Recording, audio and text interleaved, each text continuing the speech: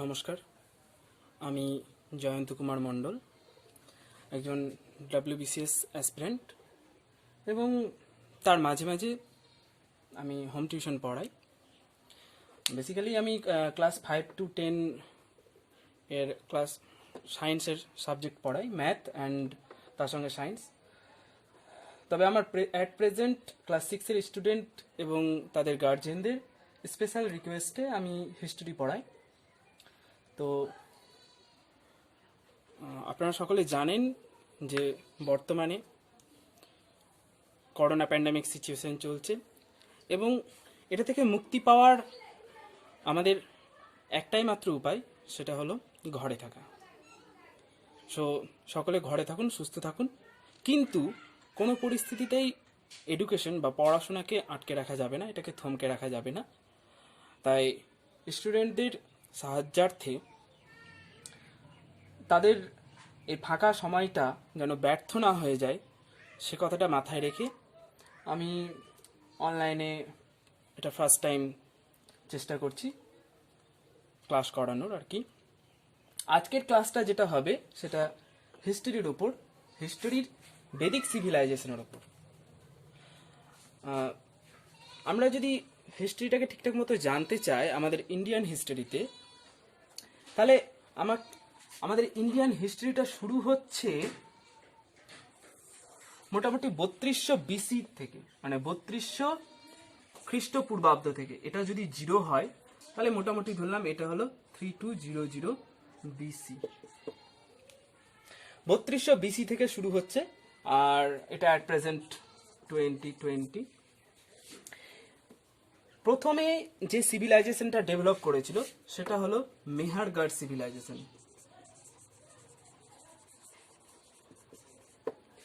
Mehergarh civilization. Next civilization was the IVC, that is Indus Valley civilization. Okay, এই Indas valley সিভিলাইজেশনটা develop করেছিল মোটামুটি 3200 BC থেকে শুরু করে 1750, দ্যাট ইজ 1750 বিসি পর্যন্ত। এই মেহেরগড় সিভিলাইজেশন এবং ইন্দাস ভ্যালি সিভিলাইজেশন, এই দুটো সিভিলাইজেশনের ব্যাপারে আমরা আগে ডিটেলস জেনেছি। সো এখন আর এটা আলোচনা করব না, শুধু একটা কথা বলে রাখি যে ইন্দাস ভ্যালি সিভিলাইজেশন, এই সিভিলাইজেশনটা ডেভেলপ করেছিল একটা রিভারকে সেন্টার করে, সেটা হলো রিভার ইন্দাস। তো ইন্দাস রিভারকে সেন্টার করে গড়ে উঠেছিল ফার্স্ট আমাদের second civilization, that is Indus valley civilization, that was an urban civilization, and the next civilization is the Vedic civilization. This Vedic civilization was developed with the center of Veda. বেদকে কেন্দ্র করে, একটা লিটারেচারকে কেন্দ্র করে কিন্তু বেদিক সিভিলাইজেশনটা ডেভেলপ করেছিল।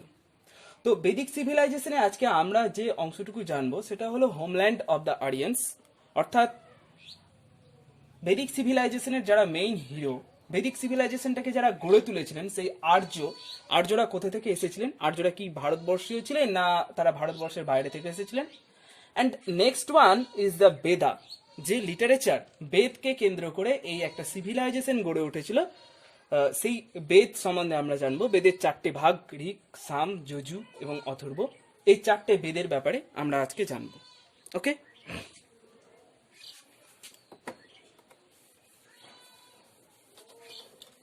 তো হোমল্যান্ড অফ আর্যা, আর্যদের হোমল্যান্ড, আর্যরা কোত্থেকে এসেছিল সে ব্যাপারে অনেক মতামত রয়েছে। তার আগে একটা কথা বলে দিই, আর্য শব্দটার অর্থ হলো দ্য সুপারম্যান। ওকে, অ্যান্ড আর্যা, ARAIYA, আড়াইয়া অর হারাইয়া, এই শব্দটার অর্থ হলো কিন্তু এ পার্ট অফ আফগানিস্তান।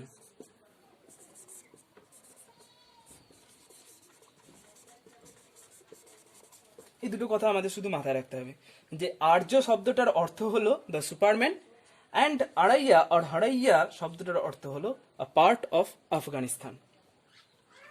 আর্যরা কারা ছিলেন, মানে এই আর্য টার্মটা প্রকৃতপক্ষে হলো একটা লিঙ্গুইস্টিক টার্ম, অর্থাৎ ভাষার ওপর ভিত্তি করে এই আর্য কথাটা কিন্তু উৎপত্তি হয়েছে। এই আর্যদের বলা হয় Indo Iranian branch, Indo Iranian branch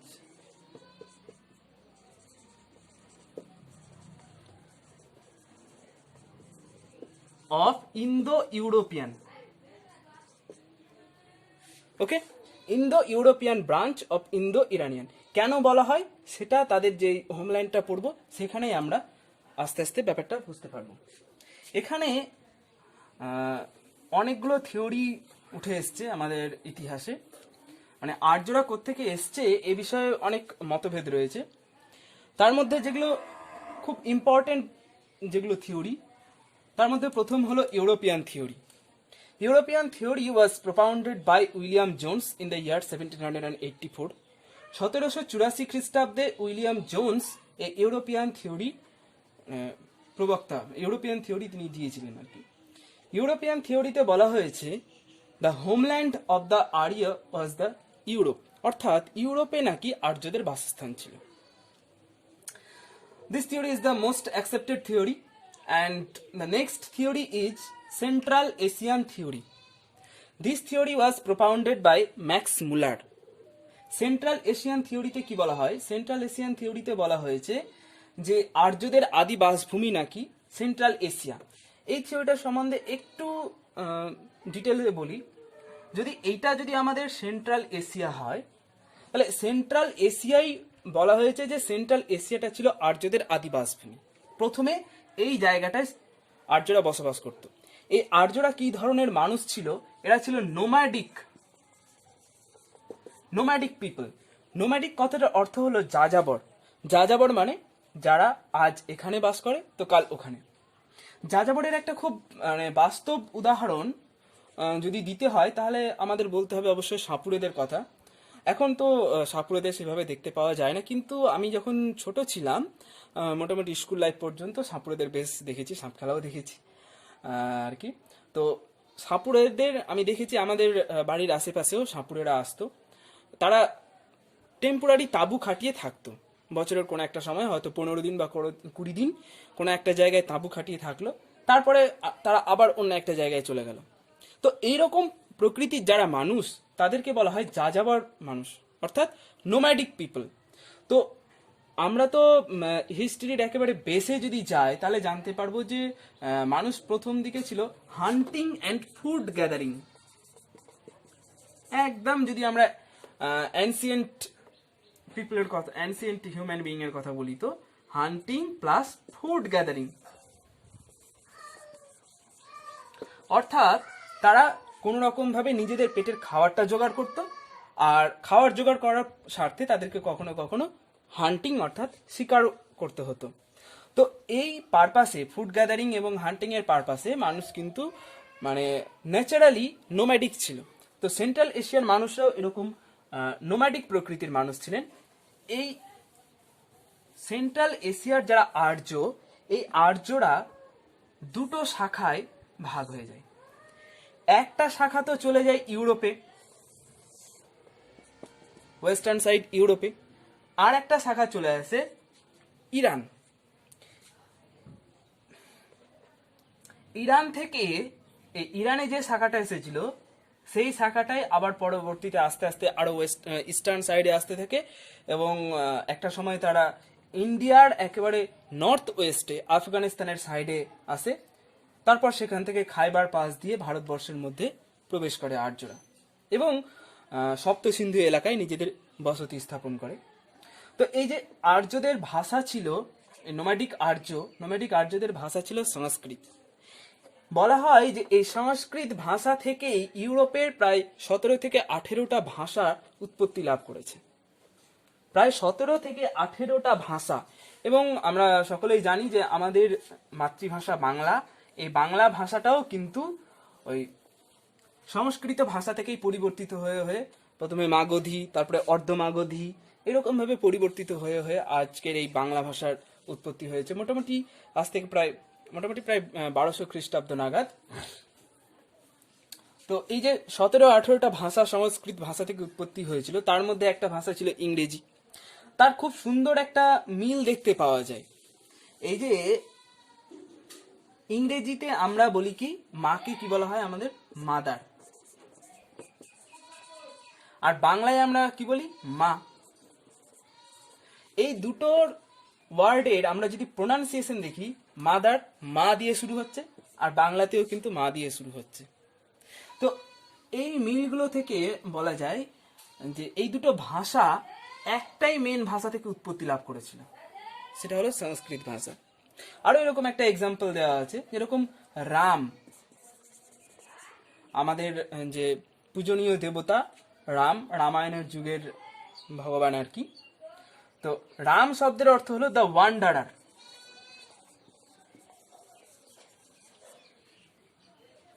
the wanderer. এখন আমরা যখন কোথাও মানে বাইরে ট্রাভেল করতে যাই, আমাদের স্টেট থেকে সাপোজ ট্রেনটা যদি বিহারে ঢুকে যায়, তাহলে আমাদের ফোনে একটা কথা খুব দেখায়, roaming.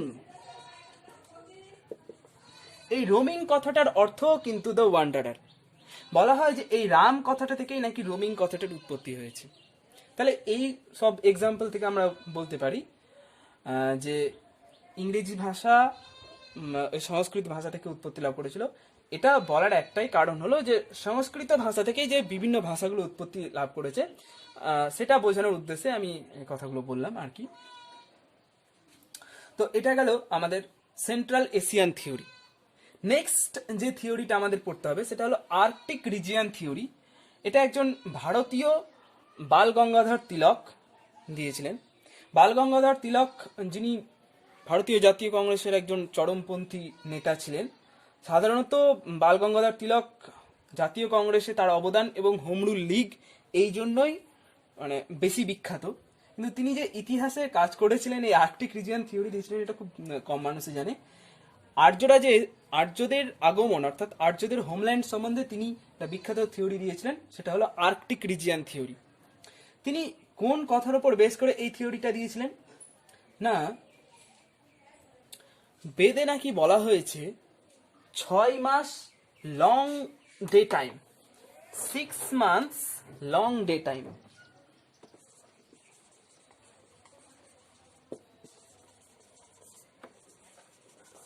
and 6 months short day time। আমরা খুব ভালোভাবেই জানি যে এই ফেনোমেনাটা অর্থাৎ 6 মাস ধরে দিন বড় এবং 6 মাস ধরে রাত্রি বড়, এই ঘটনাটা একমাত্র দেখতে পাওয়া যায় আর্কটিক রিজিয়নে। আর্কটিক রিজিয়নে দেখতে পাওয়া যায় এই ঘটনাটা। তো এখান থেকে এই কথাটার উপর ভিত্তি করে বালগঙ্গাধর তিলক বলেছিলেন যে আর্যদের আদি বাসভূমি নাকি ছিল নর্দার্ন আর্কটিক রিজিয়নে। Okay, next theory is Tibetan theory. এই তিবেতান থিওরিটাও দিয়েছিলেন ডক্টর স্বামী দয়ানন্দ সরস্বতী। এই তিবেতান থিওরিতে বলা হয়েছে, ওই যে আমরা বললাম যে সেন্ট্রাল এশিয়ান থিওরি আলোচনা করার সময় একটা কথা বললাম যে সেন্ট্রাল এশিয়া থেকে আর্যদের একটা শাখা চলে এসেছিল ইরানে।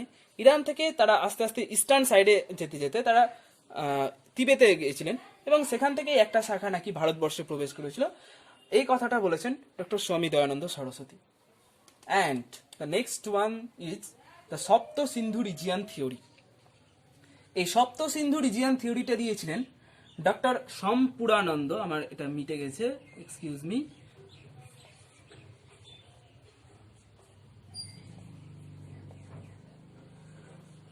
সম্পুরানন্দ and doctor AC Das. Okay, doctor Sampurnanand এবং ডক্টর এসি দাস এরা দুজনে এই থিওরিটা দিয়েছিলেন। সপ্ত সিন্ধু থিওরি, এই থিওরিটা কতটা অ্যাকসেপ্টেড সেটা জানাটা যতটা বড় নয়, তার থেকে এটা জানাটা অত্যন্ত জরুরি যে আর্যরা যখন প্রথমে এসেছিলেন, আর্যরা এসে কিন্তু মানে ফার্স্ট তাদের যে বাড়িঘর তৈরি করেছিলেন সেটা হলো ভারতবর্ষের একেবারে নর্থ ওয়েস্টে সপ্ত সিন্ধু রিজিয়নে।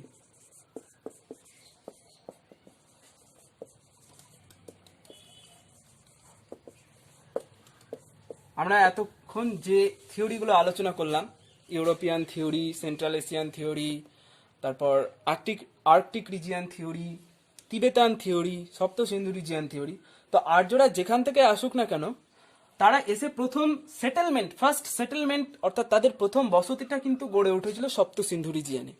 তাহলে সপ্ত সিন্ধু রিজিয়ানটা কি সেটা আমাদের জানতে হবে। সপ্ত সিন্ধু রিজিয়ানটা হলো রিভার ইন্দাস অর্থাৎ সিন্ধু নদী,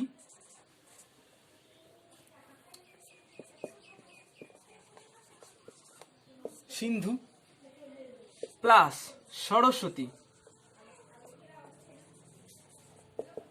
সরস্বতী যেটা প্রেজেন্ট ডে ঘাঘরা,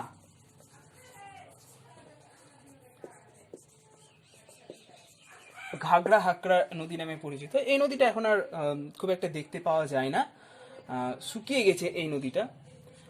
আমাদের যে চম্বল নদী, সেই চম্বল নদী তার কোর্সে এই রিভার সরস্বতীর সঙ্গে কিছুটা জল শেয়ার করে, তার জন্য যদি তার কিছুটা একটা অস্তিত্ব থেকে থাকে তা থাকবে। আদারওয়াইজ এই নদীটা এখন আর ইম্পর্টেন্ট নদী তো নয়। আর এই নদীটা, এই যে সরস্বতী নদী, সেই সরস্বতী নদীটা কিন্তু পাকিস্তানে অবস্থিত। ওকে,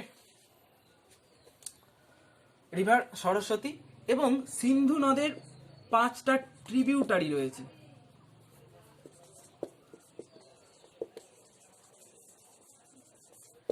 ফাইভ ট্রিবিউটারিজ। সেই 5টা ট্রিবিউটারি কি কি? এক তো হলো ঝিলাম, ঝিলাম বা বিতস্তি,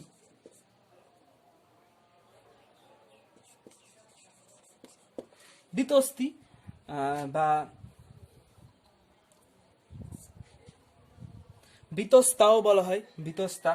সেকেন্ড রিভার হলো বিয়াস বা বিপাশা। 3 নম্বর নদীটা হলো চেনাব বা আসকিনি। ঝিলাম মানে হলো বিতস্তা, বিয়াস বিপাশা, চেনাব এই নদীটার বাংলা নাম হলো চন্দ্রভাগা। অ্যাকচুয়ালি এই নদীটা চেনাব, চন্দ্র এবং ভাগা এই দুটো নদীর কনফ্লুয়েন্সে তৈরি হয়েছে, ওই জন্য এই নদীটাকে বলা হয় চেনাব, মানে বাংলার নাম হলো চন্দ্রভাগা। হিমাচল প্রদেশ থেকে উৎপত্তি লাভ করেছে এই নদীটা, মানে দুটো শাখা Chenab and Bhaga, Chandra and ভাগা এই দুটো শাখা হিমাচল প্রদেশ থেকে উৎপত্তি লাভ করে হিমাচল প্রদেশেই কোনো একটা জায়গায় মানে কনফ্লুয়েন্স হয়েছে, অর্থাৎ মিলে গেছে, তারপর চেনাব নাম নিয়ে এটা প্রবাহিত হয়েছে। এর 4 নম্বরটা হলো রবি বা পুরুষনি। রবি, রবি নদীটার বাংলা নাম হলো কিন্তু ইরাবতী, ইরাবতী। এটাকে এই ইন্দাস ভ্যালি সিভিলাইজেশনের যুগে বা বেদিক সিভিলাইজেশনের যুগে এই নদীটার নাম ছিল পুরুষনি, চেনাবের নাম ছিল আসকিনি, এর নাম ছিল বিপাশা বিয়াসের, আর ঝিলামের নাম ছিল বিতস্তি। ওকে, অ্যান্ড সতলুজ, সতলুজ অর সুতুদ্রি বা শতদ্রু, এই 5টা নদী। তাহলে river Indus 1 number, river Saraswati and the 5 tributaries of river Indus, that is Jhelum, Beas, Chenab, Ravi and Sutlej. তাহলে টোটাল 7টা নদী আসলো। এই 7টা নদীর যে কেসমেন্ট এরিয়া অর্থাৎ এর যে উপত্যকা, এই জায়গাতেই, এই জায়গাটাকেই বলা হয় সপ্ত সিন্ধু রিজিয়ান, এবং এই সপ্ত সিন্ধু রিজিয়ানটাই ছিল আর্যদের আদি বাসভূমি। ওকে, তাহলে আর্যরা কোত্থেকে আসলো, কিভাবে আসলো, আর্যদের আসা সম্বন্ধে এই গল্পটুকু এখানেই শেষ। ওকে, আর্যরা আসার পর সপ্ত সিন্ধু রিজিয়ানে আসার সময় আর্যরা বেশ কয়েকটা জিনিস ভারতবর্ষে নিয়ে এসেছিল। সেই জিনিসগুলোর ওপর, সেই জিনিসগুলো আমাদের একটু জেনে নিতে হবে। আর্যরা কি কি নিয়ে এসেছিল? বলা হয় আর্যরা খাইবার পাস দিয়ে ঘোড়ায় চেপে ভারতবর্ষে প্রবেশ করেছিল। তাহলে কি নিয়ে আসলো? হর্স, ঘোড়া নিয়ে আসলো। আর অনেকক্ষণ ধরে আমি সংস্কৃত সংস্কৃত বলছি, তাহলে সংস্কৃত ল্যাঙ্গুয়েজটা নিয়ে আসলো। আর 3 নম্বর কি জিনিস নিয়ে এসেছিল? সেটা হলো মিলিটারি, টেকনোলজি। আমরা দেখেছি ইন্দাস ভ্যালি সিভিলাইজেশনের যুগে কোনো মিলিটারি সম্বন্ধে আমরা কোনো কিছু জানতে পারিনি। অ্যাকচুয়ালি তখন মিলিটারি ছিল কিনা সে ব্যাপারে কোনো কিছু তো বলা হয়নি। তবে military technology, strong military technology এই বেদিক সিভিলাইজেশনের যুগে অর্থাৎ আর্যরা আসার সময় থেকে কিন্তু শুরু হয়। ওকে, তো আমরা এটুকু তো কনফার্ম হয়ে গেলাম যে আর্যরা মোটামুটি ধরে নেওয়া যায় যে আর্যরা ভারতবর্ষে ছিল না, ভারতবর্ষের বাইরে থেকে আর্যরা এসেছে। তাহলে তার আগেও তো ইন্দাস ভ্যালি সিভিলাইজেশনে আমরা ভারতবর্ষে মানুষ দেখেছি, তাহলে কিছু মানুষ তো ভারতবর্ষে আগে থেকে ছিলই, আর কিছু মানুষ ভারতবর্ষে আসলো, আরিয়ানরা আসলো, আর এদেরকে বলা হয় নন আরিয়ান। ওকে, আর্য আর নন আর্য। এই নন আরিয়ানদের আমরা দেখব পরবর্তীকালে যে নন আরিয়ানদের আবার বলা হয় কি দাসা বা দস্যু। যাই হোক, এই ব্যাপারগুলো ডিটেলে আমরা জানবো যখন আরিয়ান সোসাইটি সম্বন্ধে পড়বো তখন। এখন আমাদের মেইন ফোকাসটা থাকবে শুধুমাত্র আর্যদের ওপর। ওকে, তো এই তিনটে কথা মাথায় রাখতে হবে যে সংস্কৃত ল্যাঙ্গুয়েজ নিয়ে এসেছিল, হর্স নিয়ে এসেছিল, আর মিলিটারি টেকনোলজি নিয়ে এসেছিল। এবার এই যে টোটাল বেদিক সিভিলাইজেশনটাকে আবার দুটো ভাগে ভাগ করে আমরা জানব। আমরা বলেছি যে বেদিক এজটা মোটামুটি তোমার 1500 বিসি থেকে মোটামুটি 600 বিসি পর্যন্ত ছিল। এই টাইম পিরিয়ডটাকে আবার মোটামুটি দুটো ভাগে ভাগ করা হয়, এক 1500 বিসি থেকে 1000 বিসি পর্যন্ত, আর একটা 1000 বিসি থেকে 600 বিসি পর্যন্ত। ওকে, এই 1500 থেকে 1000 বিসি পর্যন্ত এই সময়টাকে বলা হয় আর্লি ভেদিক এজ।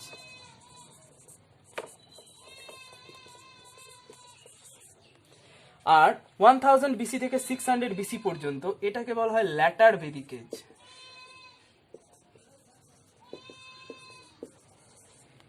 এই পুরো বেদিক সিভিলাইজেশনে যে লিটারেচারগুলো তৈরি হয়েছিল, যে লিটারেচারগুলো লিখেছিলেন আর্যরা, সেগুলো ছিল বেদ।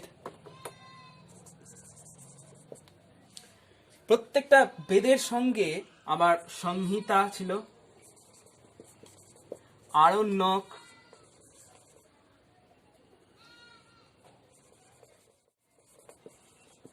ব্রাহ্মণ অ্যান্ড উপনিষদ। তাছাড়া পুরাণ লেখা হয়েছিল, আর এই সময় আরো দুটো এপিক অর্থাৎ মহাকাব্য লেখা হয়েছিল, that is Ramayana and Mahabharata.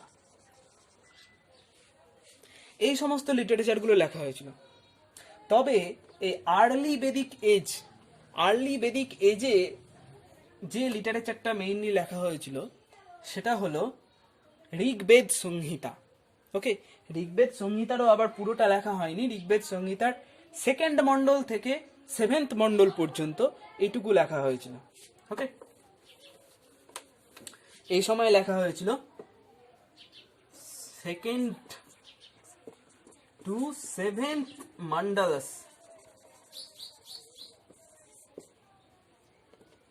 Mondal's of Rig বেদা সংহিতা। আর বাকি লিটারেচার গুলো এই ল্যাটার বেদিক পিরিয়ডে লেখা হয়েছিল। ওকে, এবার আমরা ধীরে ধীরে চলে যাচ্ছি দ্য লিটারেচার বেদ এর মধ্যে।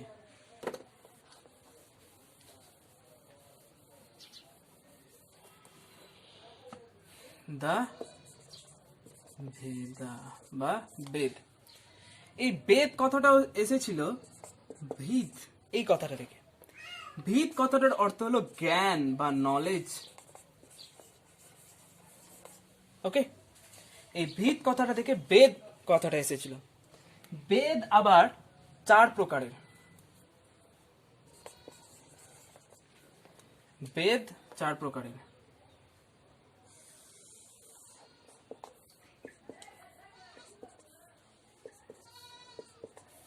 একটা হলো ঋগ্বেদ, একটা হলো সামবেদ, একটা হলো যজুর্বেদ, আর একটা হলো অথর্ববেদ। ওকে, এই চার প্রকারের বেদের সঙ্গে, প্রত্যেক প্রকারের বেদের সঙ্গে আবার চারটা করে জিনিস জড়িয়ে আছে। একটা হলো সংহিতা, লিখছি আমি নিচে, সংহিতা, ব্রাহ্মণ,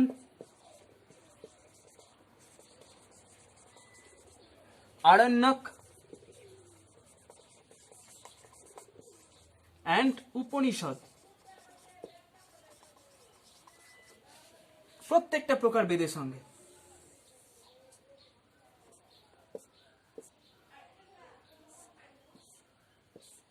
এই প্রত্যেকটা প্রকার বেদের সঙ্গে জড়িয়ে রয়েছে সংহিতা, ব্রাহ্মণ, আরণ্যক এবং উপনিষদ। ওকে, তো এত ক্লাস 6 এর জন্য এত ডিটেলস কিছু লাগবে না। ক্লাস 6 এর জন্য যেটুকু লাগবে মোটামুটি বেদিক লিটারেচার সম্বন্ধে, সেটাই আমি আলোচনা করব এখানে। তাছাড়া এটা তো অনেক ভাস্ট আলোচনা, অনেক কিছু জানার আছে এই চ্যাপ্টারটায়।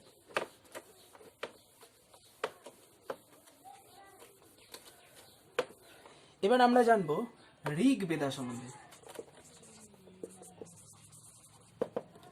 একটু আগেই বললাম this is the earliest Vedha.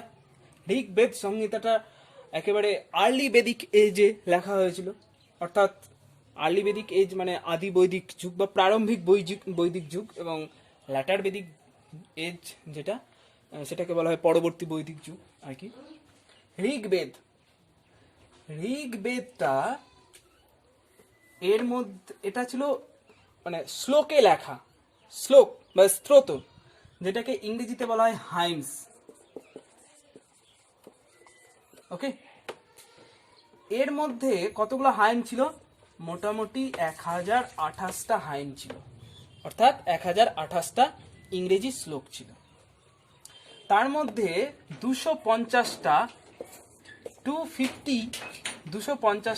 Devoted ছিল ইন্দ্রকে। অর্থাৎ ঋগ্বেদিক, এই ইন্দ্র ছিলেন ঋগ্বেদিক যুগের একজন বিখ্যাত দেবতা, যাকে বলা হয় মানে দেবতাদের যিনি রাজা, ইন্দ্র আর কি। আর তোমাদের বইতে এটাও দেওয়া আছে যে এই ইন্দ্র যে প্রথম রাজা হয়েছিলেন, সেখান থেকেই নাকি ঋগ্বৈদিক যুগে বা বেদিক এজে কিং এর কনসেপ্টটা এসেছিল। ওকে, তো সেটা আমরা পরে পড়বো, ঋগ্বেদিক সোসাইটি আলোচনা করার সময় সে ব্যাপারটা বলবো। এখন শুধু এটুকুটাই জানো যে 250টা হাইম ইন্দ্রকে ডিভোট করা হয়েছিল। ওকে, আর এই ঋগ্বেদের টোটাল মন্ডল ছিল 10টা। টোটাল 10টা মন্ডল ছিল, 10 মন্ডলস। এই 10টা মন্ডলের মধ্যে সেকেন্ড মন্ডল থেকে 7th মন্ডল, এই সেকেন্ড মন্ডল থেকে 7th মন্ডল, এই দুটোকে আর্লি বেদিক এজ, এই সময় লেখা হয়েছিল। এবং এগুলোকে বলা হয় ফ্যামিলি বুক। ওকে, এই সেকেন্ড মন্ডল থেকে 7th মন্ডল, এই বেদগুলো কয়েকজন ঋষি লিখেছিলেন। বিশ্বামিত্র, অত্রি, গ্রীত সামাদা,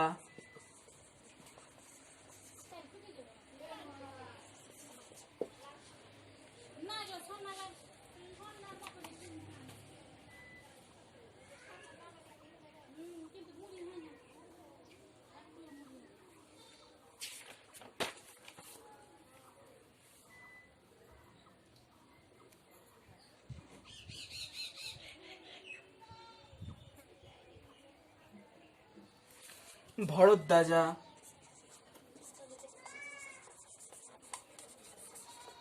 এই এই সমস্ত কয়েকজন ঋষি লিখেছিলেন।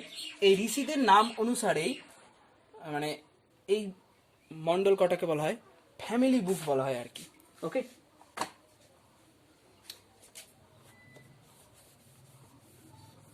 আর বাকি যে ফার্স্ট মণ্ডল থেকে বাকি ফার্স্ট, তারপরে 8, 9, 10 এই কটা মণ্ডল কিন্তু ল্যাটার বেদিক এজে লেখা হয়েছিল। ওকে, এর মধ্যে যে 10th মণ্ডল, সেই 10th মণ্ডলের পুরুষাশক্তা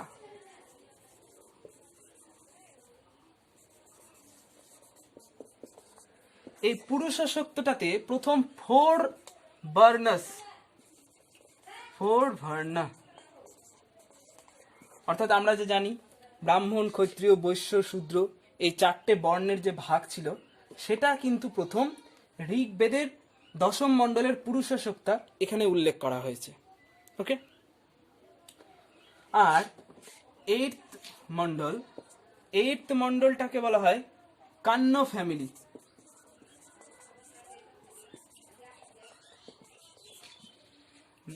9th মণ্ডলে নাকি সোমাহাইম এই জিনিসটা লেখা হয়েছে। ওকে, ঋগ্বেদের আবার একটা উপবেদ রয়েছে।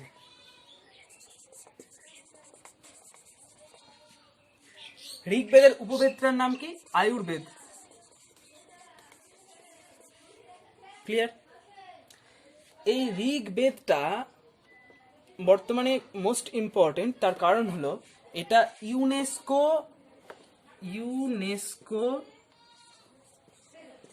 ওয়ার্ল্ড হিউম্যান হেরিটেজের অন্তর্ভুক্ত।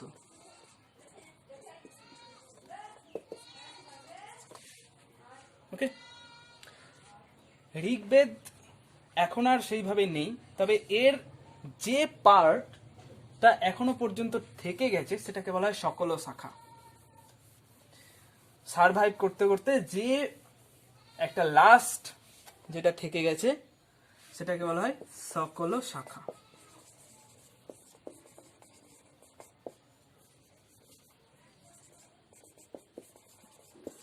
ওকে, ক্লিয়ার? এটা গেল ঋগ্বেদের সম্বন্ধে আলোচনা। এবার আমরা জানবো সামবেদের ব্যাপারে একটুখানি।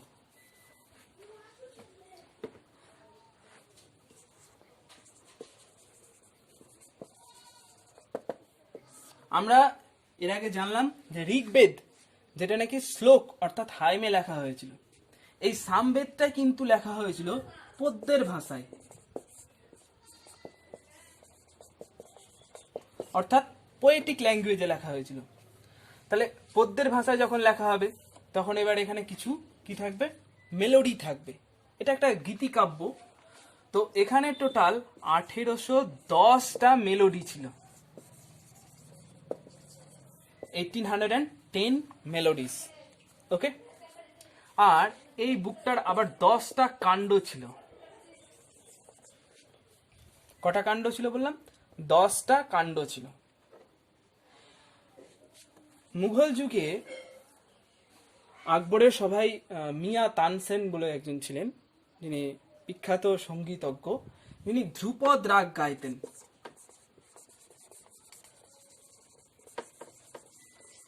এই ধ্রুপদ রাগ তার ব্যাপারে বলা হয়েছে কিন্তু সামবেদে। ওকে,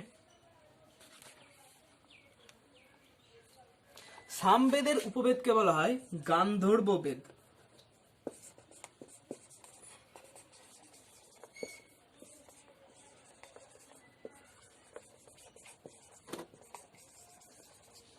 সামবেদের উপবেদকে কি বলা হয়? গান্ধর্ব বেদ। ব্যাস, এ কটা কথা জানলেই হবে। তারপরে আমরা চলে আসব যজুর্বেদ।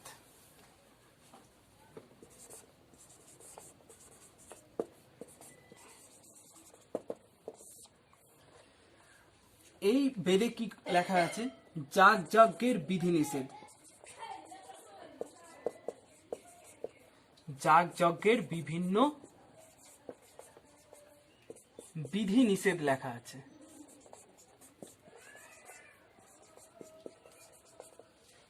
ওকে, এই যজুর্বেদটা আবার দু রকম ভাগে ভাগ করা হয় যজুর্বেদটাকে।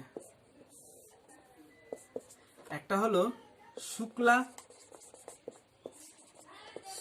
যজুর্বেদ, আর একটা হলো কৃষ্ণা।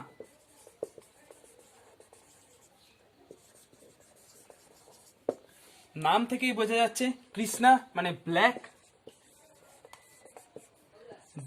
যজুর, আর এটা হলো হোয়াইট যজুর। ব্যাস, শুধু এ কটা কথা মাথায় রাখতে হবে। আর এর যে উপবেদ, যজুর্বেদের উপবেদ ধনুর্বেদ।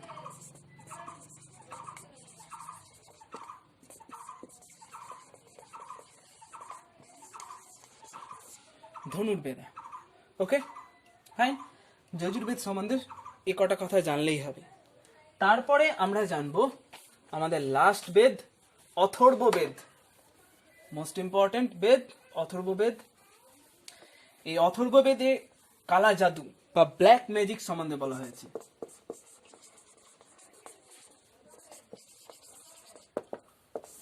অথর্ববেদে কি বলা হয়েছে? ব্ল্যাক ম্যাজিক বা কালা জাদুর কথা বলা হয়েছে। এবং এই অথর্ববেদে 711টা হাইম ছিল। ওকে, অথর্ববেদে কটা হাইম রয়েছে? 711টা হাইম রয়েছে। আর অথর্ববেদের যেটা উপবেদ, অথর্ববেদের উপবেদকে বলা হয় শিল্পবেদ।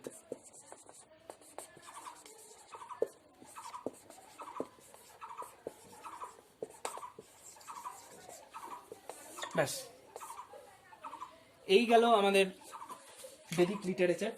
অ্যাকচুয়ালি বেদিক লিটারেচার এত ছোট নয়, এর মধ্যে সংহিতা রয়েছে, আরণ্যক রয়েছে, ব্রাহ্মণ, উপনিষদ রয়েছে, তাছাড়া বেদাঙ্গ রয়েছে, পুরাণ রয়েছে, 18খানা পুরাণ, দুটো এপিক রামায়ণ এবং মহাভারত। তো সেগুলো সম্বন্ধে আমরা পরবর্তীতে জানবো। আজকের মতো এটুকুই, ব্যাস। ওকে, থ্যাংক ইউ।